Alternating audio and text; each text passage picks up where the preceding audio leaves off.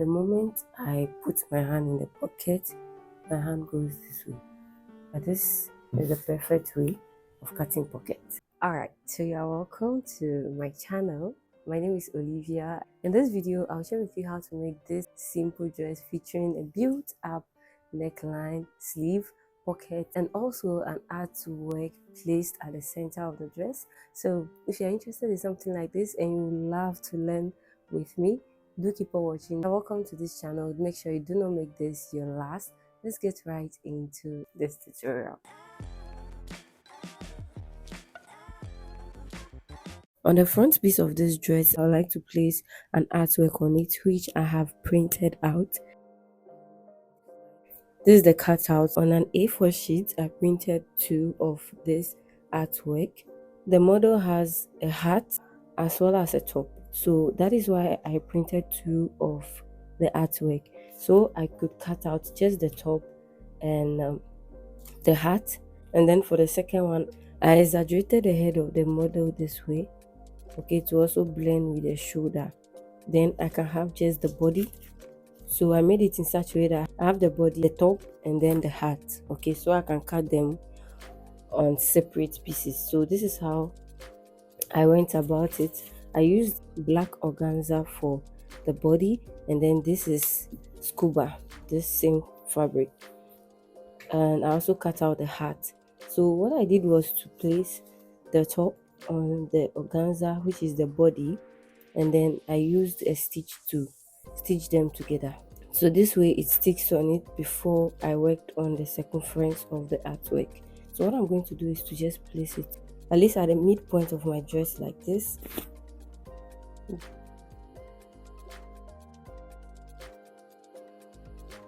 What I intend to do is to just pin them together and then work around the circumference of the whole shape with the help of my zigzag stitch.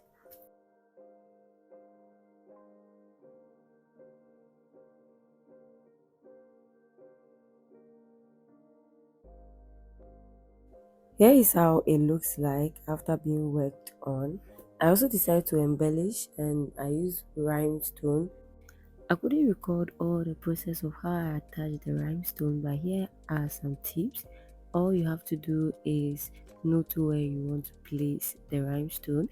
The little color pencil you are seeing behind my hand is what is used to pick the rhinestone, okay? So you pick it and you place it where you want your rhinestone to be. The tool I'm holding is the rhinestone machine. You pluck it and then you put it directly on the rhinestone like this in a 90 degrees form. I bet you this rhinestone stays longer than using iron.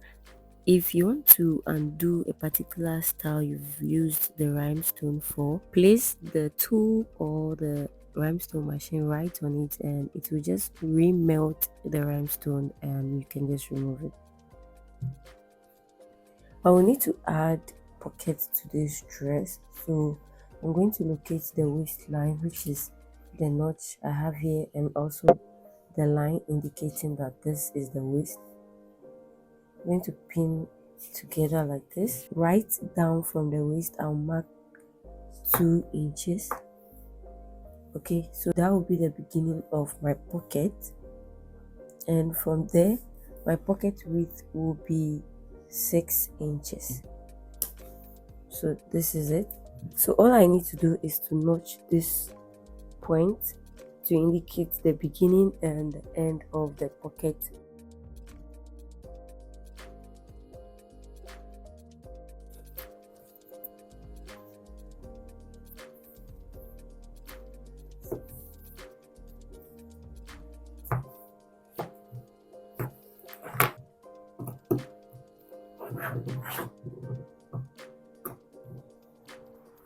So now that I know my pocket width, which is 6 inches, we are going to add extra 1 inch, which will be used as sewing allowance. So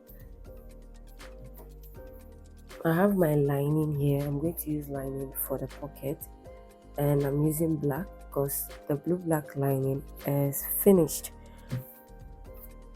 Anywho, the mouth of the pocket, okay, which will be 7 inches in total, like this, including allowance, right? And this is what I usually do. I place my hand in it and indicate the depth of the pocket I want. Let's say 9, 9.5, 10. Then I just do this just to make sure that my hand is going to be comfortable. Then I go around it, following the shape. I go around it like this. This is how I usually cut my pocket, the basic way of cutting pocket, and I'm sure you know that. But today I just want to make use of another method. So we are still going to take note of the pocket mouth. I don't know why I'm calling it pocket mouth though, but that's the width of the pocket, which will be 7 inches. This I'm going to use as the lower part of the pocket, and here will be the upper part. Okay, now I've folded this lining into 4, which means 2 for one side of the pocket, 2 for the other side of the pocket. So I'm going to mark ½ inch here, which is going to serve as, let's say, my sewing allowance, and I'm going to curve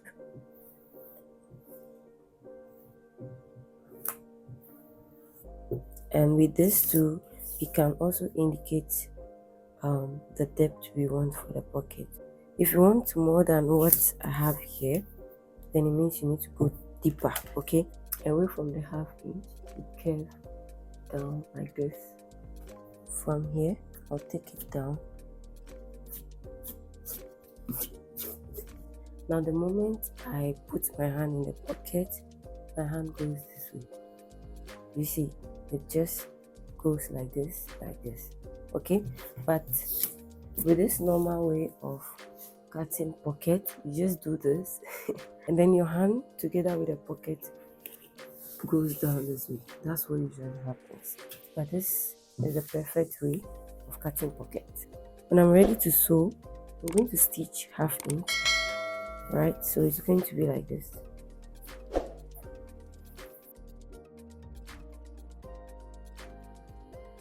So the pocket will be this way, and by the time you sew in, you are going to have something like this.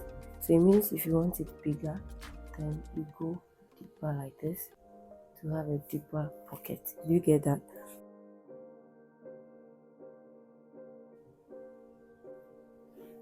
Right here is my basic, and I'm going to use this to develop my sleeve.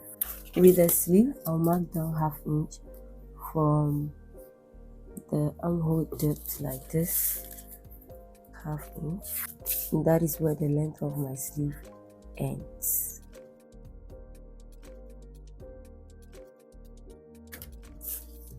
This is the pieces I have left, and I am hoping and also praying that I'll get enough for the sleeve.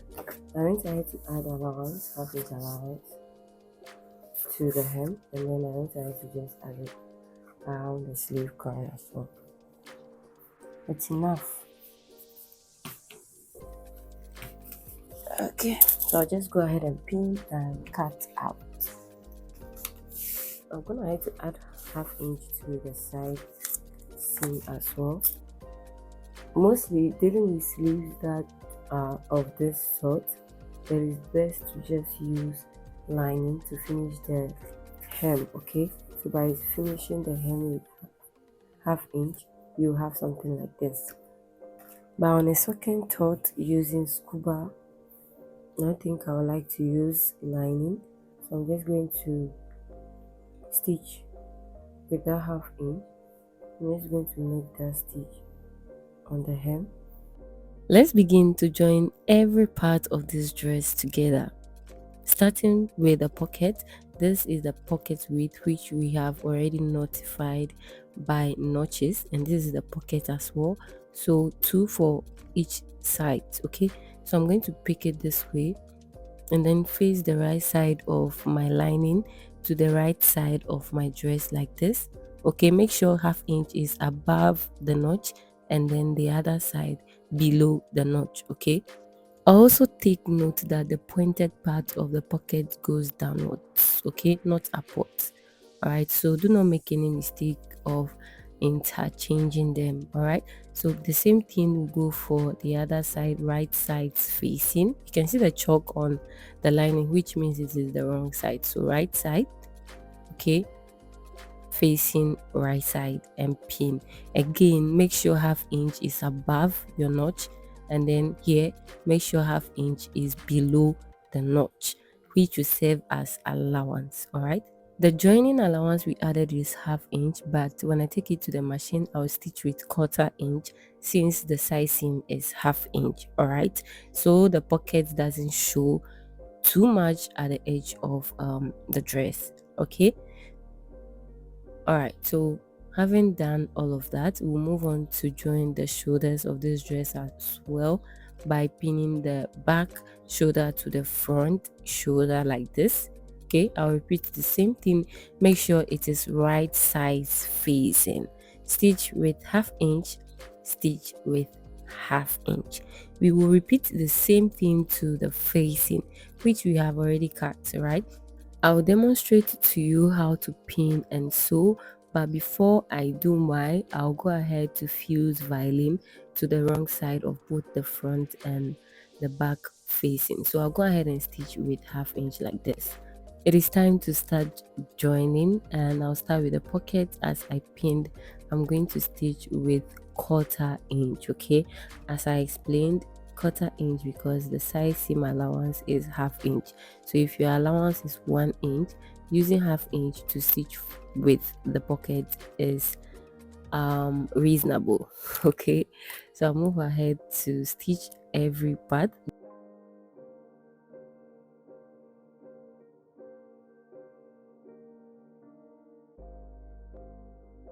I've worked on the facing. I fused a soft violin. I also went ahead to work on the shoulder by stitching half inch. I fixed an invisible zip to the center back, and before I did that, I measured down about 3.5 inches from the neckline. Here you can actually do 3 inches. Okay, so this is where the zip started, so it's going to be like this. Now if you are wondering if your head can pass through, with the help of the opening here, your head will definitely and easily pass through. So we don't have a problem by closing the center back before fixing the zip.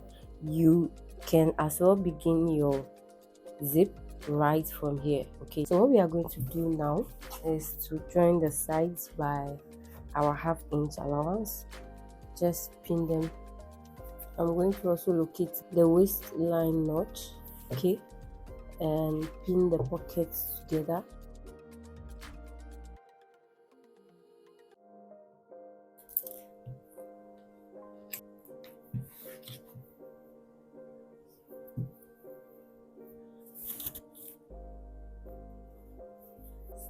This is how I'm going to go about the sewing. I'll stitch with half inch. So when I get to the pocket side, we have a half inch allowance on the pocket, right? So while stitching, I'll stitch half inch, and I can also see my notch right here, my 6 inches notch.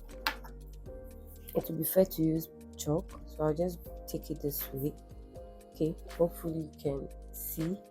So you stitch this way, and when you get to this half inch notch, you cross. Make sure you pivot.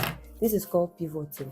You stitch with your machine, and where you want to turn over, you make sure your machine needle stays at that point, okay, and then turn your workpiece like this.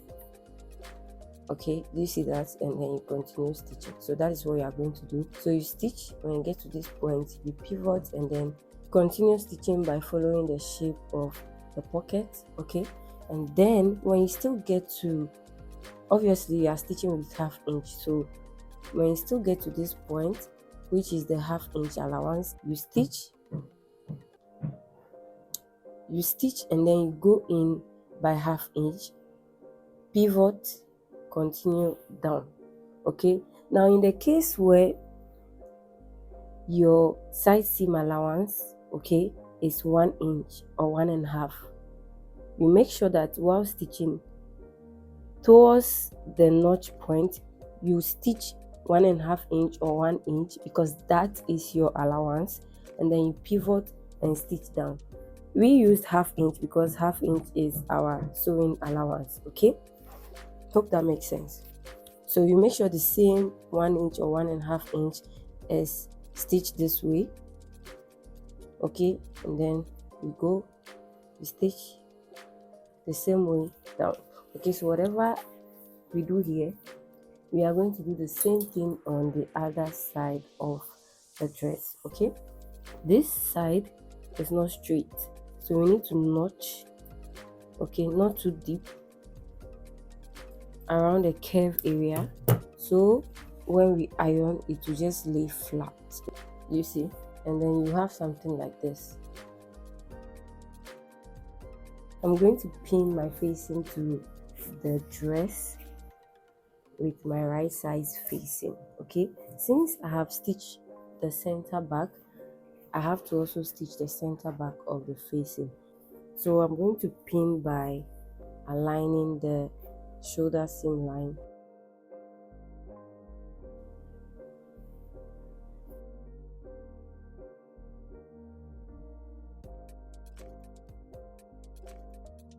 So what we are going to do is to pin them together and then stitch with 1/2 inch directly opposite the center line, which is here. You pivot and then you continue. I decided to add a dart to the back, so the back will be fit but the front will be a little bit loose. Okay, so I measured from the center back, okay, where the zip started, 3.5 inches, which is nipple to nipple measurement. Okay, and then I marked 1/2 inch on both sides. I came down by 7 inches from the waistline. I indicated the waistline from the notch here like this. Okay, and then I also used the chest line as a guideline to mark where the dart will also stop at the top part of the back. Okay, so all I'm going to do is to connect these dart legs together like this. I'll repeat the same thing to this side like this.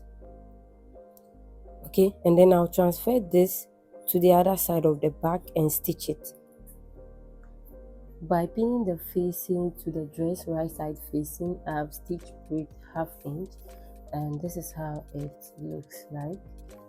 Okay,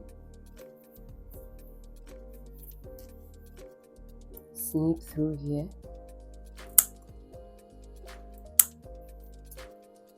I'll cut through this part like this. Okay, just to prevent hair from being bulky after turning inside out. You see, I'm also going to trim off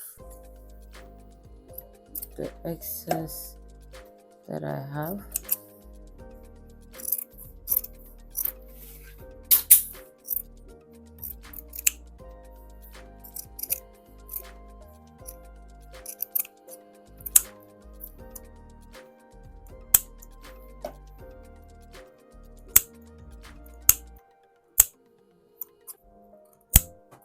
So all I'm going to do is to understitch. While understitching, make sure you pull the allowance towards the lining. Okay, and then you just stitch on it. Okay, so that is what I'm going to do. For this side, it is almost impossible to understitch, so what I'm going to do is understitch and stop at least close to it or as far as you can go. Okay, and then continue stitching this way till you get to wherever you started, if that makes sense. Okay, I went ahead to press the neckline. Okay, here's how we are going to go about the tacking. First off, we are going to meet this shoulder seam line like this, the facing together with the main shoulder this way. okay, and this will be done after neatening the edge of the facing, okay. All right, so all you are going to do is to tack this point so it stays in place, okay. Or after pinning this way, you can just open up the seam this way, okay, and then you walk in between the stitched seam. For the center back, you will do it this way,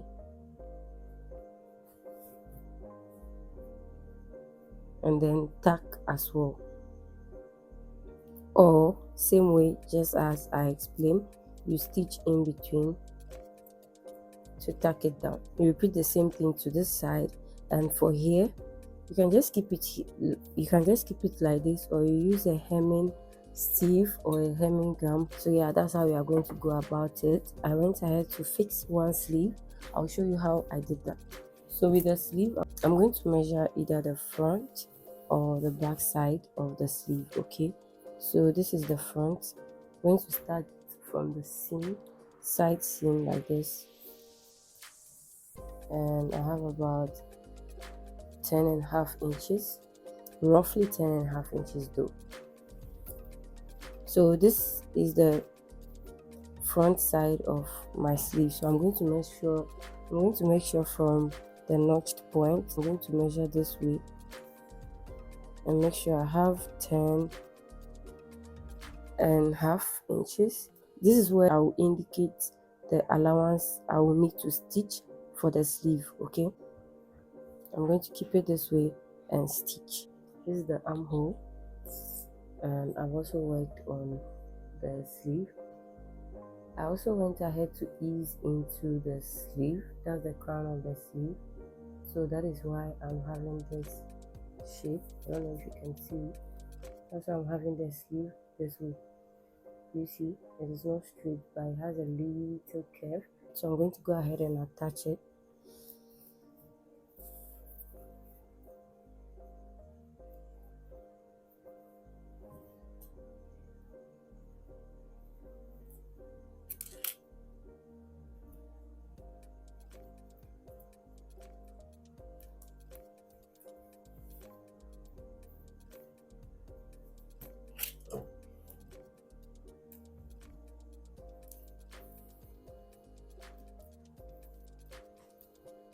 I'm going to go ahead and stitch around with 1/2 inch, and I also work on the hem of the dress by turning a lathe. This is a detailed review on the final outcome. Oh my gosh, I enjoyed joining every piece of this dress together. This dress was inspired by my mom. I wanted to make a birthday dress for her, and this is what I came up with. I hope you liked it. Hit on the like button, subscribe to the channel. The final feature of this dress is Chinese buttons, but I couldn't get the yellow color because that is what I wanted. I actually wanted to place it right here so it closes the opening a little bit. But yeah, thank you so much for watching. I'll see you in the next one.